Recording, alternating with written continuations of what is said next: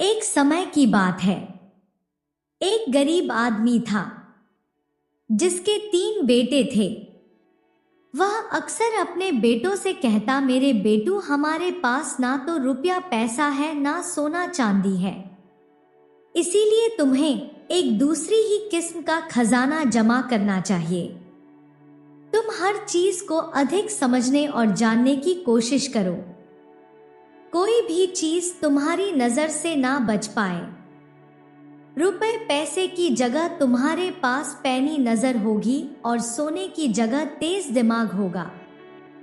ऐसी दौलत जमा कर लेने पर तुम्हें किसी भी चीज की कभी कोई कमी ना रहेगी और तुम दूसरों के मुकाबले 19 नहीं रहोगे। वक्त गुजरा और इसके कुछ दिनों बाद बूढ़ा चल बसा। भाई मिलकर बैठे, उन्होंने सारी स्थिति पर विचार किया और फिर बोले, हमारे पास यहाँ पर तो कुछ भी करने को नहीं है। आओ घूम फिर कर दुनिया को देखें। जरूरत होने पर हम चरवाहों या खेत मजदूरों का काम कर लेंगे। हम कहीं पर भी क्यों ना हो, भूखे नहीं मारेंगे। वे सभी सफर पर जाने के लिए तैयार हो गए और अगली ही सुबह अपने सफर पर चल दिए। उन्होंने सुनसान वीरान घाटियों और ऊंचे ऊंचे पहाड़ों को पार किया। इस तरह वे लगातार 40 दिनों तक चलते रहे। उनके पास जितनी खुराक थी अब वह खत्म हो गई थी। वे थककर चूर हो गई और उनके पैरों में छाले पड़ गए थे, मगर सड़क थी कि खत्म होने को ही नहीं आ रही थी। वे आराम करने के लिए रुके और फिर आगे चल दिए। आखिरकार उन्हें अपने सामने कुछ वृक्ष और मकान नजर आने लगे। वह एक बड़े शहर के नजदीक पहुंच गए थे। तीनों भाई बहुत ही खुश हुए और जल्दी जल्दी कदम बढ़ने लगे। उन्होंने कहा, जो कुछ बुरा था वह पीछे रह गया और आगे तो अच्छा ही अच्छा होने वाला है। जब वे शहर के बिल्कुल निकट पहुंच गए तो सबसे बड़ा भाई अचानक रुका। उसने जमीन पर नजर डाली और बोला, थोड़ी ही देर पहले यहाँ से एक बहुत बड़ा ऊंट गुजारा है। वे थोड़ा और आगे गए तो मझिला भाई रुका और सड़क के दोनों और नजर डालकर बोला, वो ऊंट काना था। वे कुछ और आगे गए तो सबसे छोटे भाई ने कहा, ऊंट पर एक औरत और एक बच्चा थे। बिल्कुल सही है, दोनों बड़े भाइयों ने कहा और वे तीनों फिर आगे बढ़ चले। थोड़ी देर बाद एक घुड़सवार उनके पास से गुजरा। सबसे बड़े भाई ने उसकी ओर देखकर पूछा, घुड़सवार, तुम किसी खोई हुई चीज को तलाश रहे हो ना? घुड़सवार ने घोड़ा रोककर जवाब दिया, हाँ। तुम्हारा ऊंट खो गया है ना? सबसे बड़े भाई ने पूछा। हाँ, बहुत बड़ा सा हाँ। वह काना है ना? मझिले भाई ने पूछा। हाँ। एक छोटे से बच्चे के साथ उस पर एक औरत सवार थी ना? सबसे छोटे भाई ने यह सवाल किया। घुड़सवार ने तीनों भाइयों को शक की नजर से देखा और बोला, तो तुम तीनों के पास मेरा ऊंट है, जल्दी बताओ तुमने उसका क्या किया? भाइयों ने जवाब दिया, हमने तुम्हारे ऊंट की शक्ल तक नहीं देखी, तो तुम्हें उसके बारे में ये सब बातें कैसे मालूम हुई? क्योंकि हम अपनी आंखों और दिमाग से काम लेना जानते हैं। भाइयों ने जवाब दिया, जल्दी से उस दिशा में अपना घोड़ा दौड़ाओ, वहां तुम्हारा ऊंट तुम्हें मिल जाएगा। नहीं, ऊंट के मालिक ने जवाब दिया, मैं उस दिशा में नहीं जाऊंगा। मेरा ऊंट तुम्हारे पास है और तुम्हें ही उसे लौटाना पड़ेगा। हमने तो तुम्हारे ऊंट को देखा तक नहीं। भाइयों ने परेशान होते हुए कहा, मगर घुड़सवार उनकी एक भी बात सुनने को तैयार नहीं था। उसने अपनी तलवार निकाल ली और जोर से घुमाते हुए तीनों भाइयों को अपने आगे आगे चलने का हुक्म दिया। इस तरह से वह उन्हें सीधा देश के बादशाह के महल में ले गया। इन तीनों भाइयों को सिपाहियों के पास पहुंचकर वह खुद बादशाह के पास गया। उसने बादशाह से कहा, मैं अपने परिवार को पहाड़ों से लेकर आ रहा था और उसके लिए मैंने मेरी बीवी और छोटे से बच्चे को एक बड़े से ऊंट के ऊपर बिठाकर अपने पीछे पीछे ला रहा था। किसी तरह से उनका ऊंट पीछे रह गया और वे रास्ते से भटक गए। मैं उन्हें खोजने के लिए गया तो मुझे रास्ते में 3 आदमी मिले जो पैदल चले जा रहे थे। मुझे पूरा यकीन है कि इन्होंने ही मेरा ऊंट चुराया है और मेरा बीवी और बच्चा को मारा है। जब वह आदमी अपनी बात पूरी कह चुका तब बादशाह ने, तुम ऐसा क्यों समझते हो? इसलिए कि मैंने इन लोगों से इस बारे में एक भी शब्द नहीं कहा। फिर भी उन्होंने मुझे बताया कि ऊंट बहुत बड़ा है और काना है और उस पर एक औरत और बच्चे सवार हैं। बादशाह ने थोड़ी देर सोच विचार किया और फिर बोला, जैसा कि तुम कहते हो कि तुम्हारे बताए बिना ही तुम्हारे ऊंट के बारे में उन्होंने सब कुछ ऐसे ढंग से बयान किया तो जरूर उन्होंने ही उसे चुराया होगा।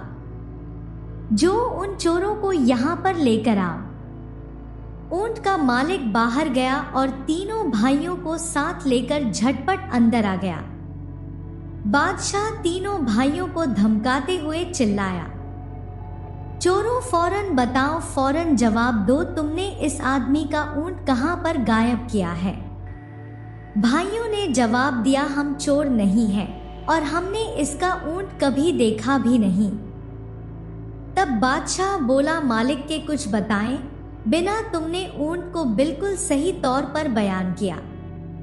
अब तुम यह कहने की जरूरत कैसे करते हो कि तुमने उसे देखा भी नहीं? बादशाह, इसमें अचंभे की कोई बात नहीं है। भाइयों ने जवाब दिया, बचपन से ही हमें ऐसी आदत पड़ गई है कि हम किसी भी चीज को अपनी नजर से चूकने नहीं देते।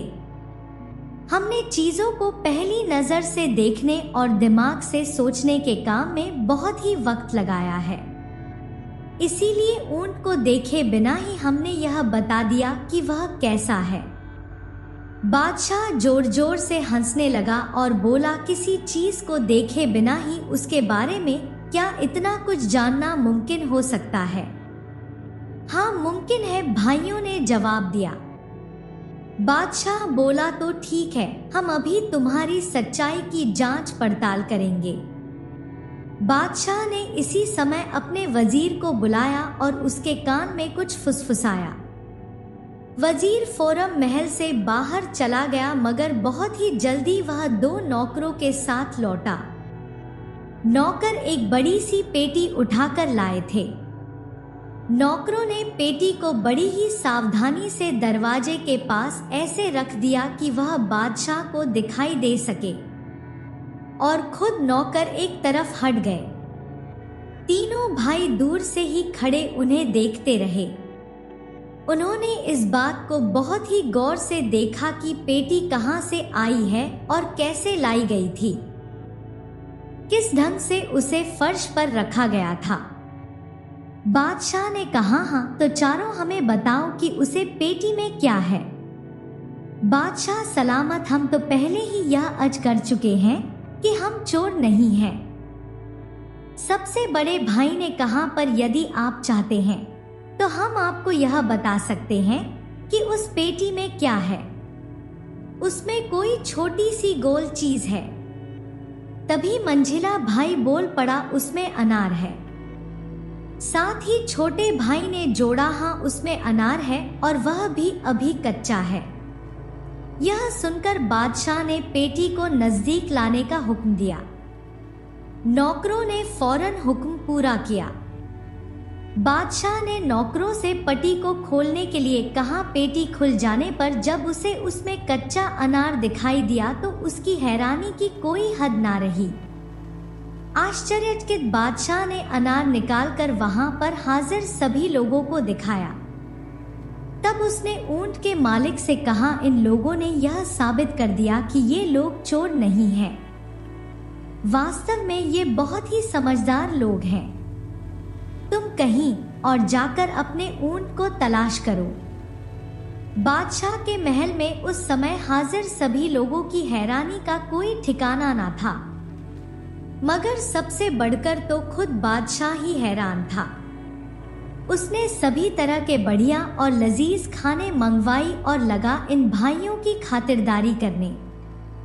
बादशाह ने कहा, तुम लोग बिल्कुल बेकसूर हो और जहां भी जाना चाहो जा सकते हो, मगर जाने से पहले तुम सारी बात मुझे साफ साफ बताओ। तुम्हें यह कैसे पता चला कि उस आदमी का ऊंट गुम गया है, और तुमने कैसे जाना कि ऊंट कैसा था?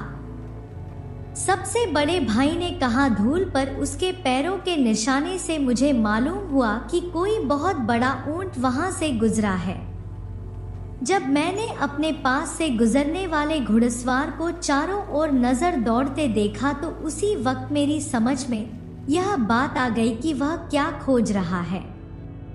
बादशाह ने कहा, बहुत खूब, अच्छा अब ये बताओ कि तुम में से किसने घुड़सवार को यह बताया कि ऊंट काना है?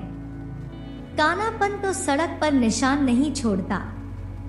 मंझिले भाई ने जवाब दिया, मैंने इस बात का अनुमान इसलिए लगाया कि सड़क के दाएं और की घास तो ऊंट ने चर ली थी, मगर बाईं और की घास ज्यों की त्यों थी।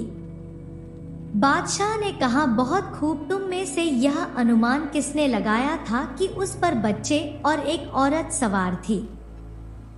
सबसे छोटे आई ने जवाब दिया, मैंने देखा कि एक जगह पर ऊंट के घुटने टेक कर बैठने के निशान बने हुए थे। उनके करीब ही मुझे रेत पर जूते के निशान दिखाई पड़े।